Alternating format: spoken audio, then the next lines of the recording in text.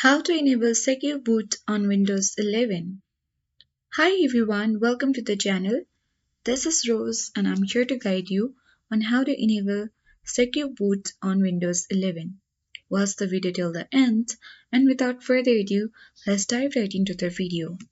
First of all, you need to click on the search button at bottom left corner of the screen and type in system information.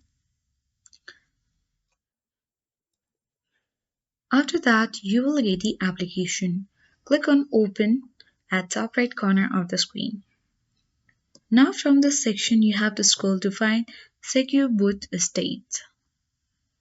And here you can see that it has been turned off.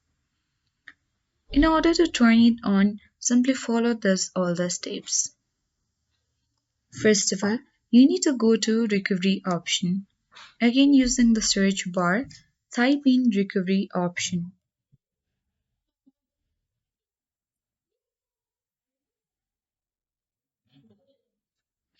And now click on Open button. Now you'll reach on the section where under Advanced Startup, click on Restart Now to boot into recovery mode.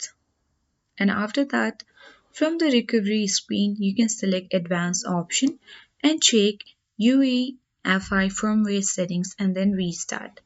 And after that, depending on your PC manufacturer, navigate to either boot or security settings in the UEFI BIOS and find the secure boot option and enable it. And after that, your PC will now use secure boot enhancing system security. So that is how we can successfully enable secure boots on Windows 11.